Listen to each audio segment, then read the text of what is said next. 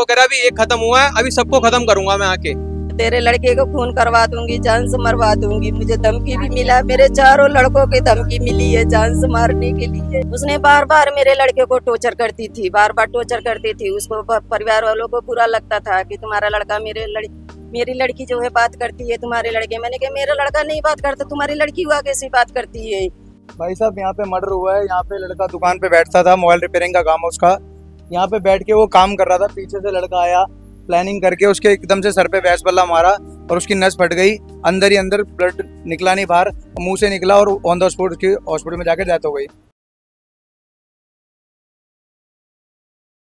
नमस्कार, मैं उमांशु और इस वक्त आप दिख रहे हैं तहलका दिल्ली। मेरी मौजूदगी इस वक्त पीतमपुरा के मद्रासी कैंप में है और यहाँ पर एक ऐसा मामला सामने आया है जिसे सुनने के बाद आप भी कहीं ना कहीं दांतों तले उंगलियां दबा लेंगे। जी हाँ, ये प्रेम प्रसंग का मामला था और ये बात कहाँ तक गई, इसे सुनकर किसी एक व्यक्ति का मर्डर भी हो गया। इस पूरी घटना को सुनकर कहीं ना कहीं आप लोग चौंक जाएंगे। क्या कुछ हुआ है जानने का प्रयास करते हैं। क्या कुछ हुआ था भैया? भाई साहब यहाँ पे मर्डर हुआ है। यहाँ पे लड़का दुकान पे बैठता था, मोबाइल रिपेयरिंग का काम है उसका। यहाँ पे बैठ के वो काम कर रहा था, पीछे से लड़का आया प्लानिंग करके, उसके एकदम से सर पे बैस बल्ला मारा और उसकी नस फट गई। अंदर ही अंदर ब्लड निकला नहीं बाहर, मुंह से निकला और ऑन द स्पॉट उसकी हॉस्पिटल में जाकर डेथ हो गई। इसके पीछे यही वजह थी। लड़के का किसी से भी आप पूछोगे, किसी से कोई चक्कर नहीं था। अपना दुकान पे बैठता था, किसी से बातचीत नहीं करता था। और ये जो लड़की थी उसके पीछे पड़ी हुई थी। फिर वो उसने घर पे ही बताया होगा, उसको धमकी मिल रही थी। पर लड़के ने हमें भी किसी को नहीं बताया कि ऐसी कोई बात है, तो हम बचाने की कोशिश करते। पर एकदम से उसने प्लानिंग के साथ, पहले भी वो हथियार मांग रहा था लोगों से, पर उसने एकदम से बैस बल्ला लिया और बैस बल्ला आके उसके सर पे मार दिया। और उसके घर वाले यहाँ बैठे, उनके घर के बंदों पे क्या बीत रही है वो जान सकते हैं आप। वही लड़का मेन कमाने वाला था, घर पे देने वाला था। अभी 4 साल पहले इनके फादर की एक्सीडेंट में डेथ हो गई थी। जिन्होंने इस पूरी वारदात को अंजाम दिया है वो उनके भाई थे, मंगेतर थे, कौन थे? वो लड़की का भाई था, बिल्कुल सगा भाई है। और साथी कौन था? साथ ही कोई आया नहीं, वो अकेला मारने आया था। पीछे से कोई आया हुआ तो कैमरे में हमें दिखा नहीं है, क्योंकि वीडियो आई नहीं है। पर वो उसने खुद गवाही ले ली है कि मैंने मारा है। उसके अंदर बिल्कुल डर नहीं है कि थाने जाकर ये कबूल कर चुका। हाँ, मार के उसने थाने जाके बोल दिया कि मैंने मारा है। उसके बाद पुलिस अब क्या कार्यवाही कर रही है? अब वो देखो, आप लोग ही करवा सकते हो जो कार्रवाई करवाओगे। ऐसा तो कुछ मेरे को नहीं लगता होगा। इनको इंसाफ मिलना चाहिए। पूरा परिवार यहाँ पर बैठा है, ये माँ है, जुड़ते हैं। क्या नाम है आपका? ऐसे देखो, क्या आपके बेटे ने कभी बताया था कि ऐसा कोई मामला है? आया था मुझे कि मम्मी ये मेरे पीछे पड़ी हुई है। मैंने कहा बेटा तू इसके पीछे मत रहना। मैंने कई बार उसको समझाया लड़की को, देख मेरे बेटे के पीछे तू छोड़ दे, तो तेरी सगाई हो गई है, तू अपना कहीं भी शादी कर ले। नहीं, मैं साहिल से शादी करूंगी। मैं बोली नहीं, तू दूसरी कास्ट का है, मैं दूसरी कास्ट को, मैं शादी नहीं कर सकती हूँ, तेरी सगाई हो गई है। उसने बार बार मेरे लड़के को टॉर्चर करती थी, बार बार टॉर्चर करती थी। उसको परिवार वालों को बुरा लगता था कि तुम्हारा लड़का मेरी लड़की जो है बात करती है तुम्हारे लड़के। मैंने कहा मेरा लड़का नहीं बात करता, तुम्हारी लड़की हुआ कैसी बात करती है। हमारा लड़का नहीं बात करता, मेरे लड़का तो सारे जगह से ब्लॉक कर दिया है। इन लोगों के बीच में कोई रिलेशन भी थे, कोई संबंध? ही नहीं था। हमारा लड़का इतना सीधा साधा था कि सबसे पूछ लीजिए, वो किसी से मतलब नहीं रखता था, वो अपने कामों में बिजी रहता था। मेरे आखिर ऐसा क्या हो गया कि सामने वाले ने मर्डर कर दिया? ये तो मुझे भी नहीं पता। अभी मैं तो 15-20 दिन पहले आई थी, मैं रह के गई थी यहाँ पे। 10-11 तारीख को तो मैं यहाँ से गई हूँ, गांव गई हूँ। मैं बोल के भी गई, बेटा किसी से उलझना मत, किसी से लड़ाई झगड़ा मत करना, किसी के चक्कर में मत पड़ना।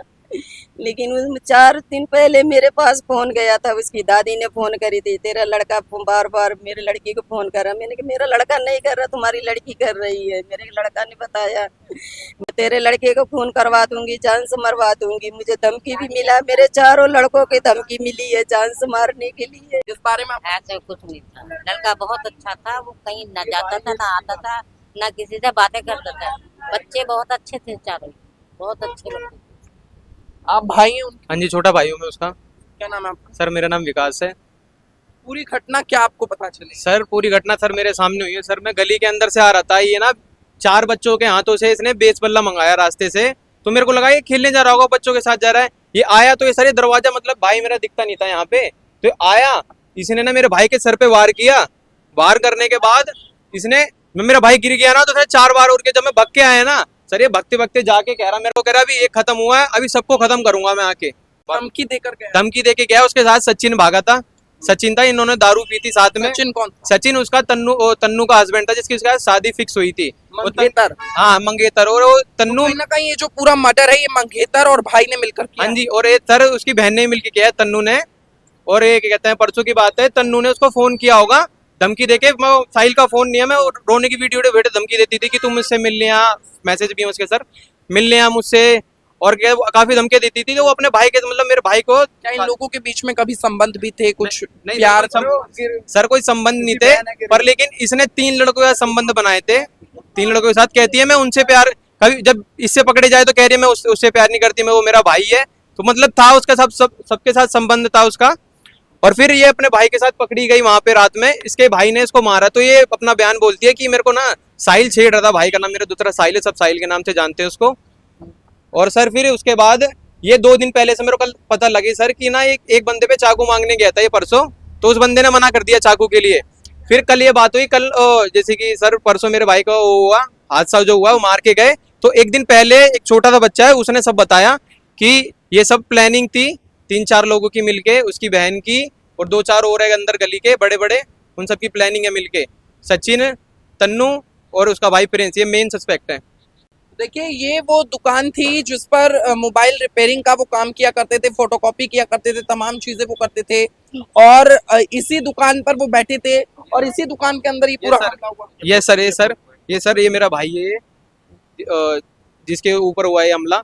और ये सर यहाँ पे ना ये वो टेबल लगी रहती थी, ये टेबल लगने के बाद ना वो ना आधार कार्ड अपडेट कर रहा था वो किसी का, वो जितना काम जब काम करता था वो सारा काम लैपटॉप में लगा कर रखता तो था। आकर उसने ऑन रोड हमला किया। ऑन रोड हमला कर दिया, 2 आए, उसका जीजा आया, वो आया, ऑन रोड हमला किया, वो मार के तुरंत बेस बल्ला छोड़ के यहाँ भाग गए।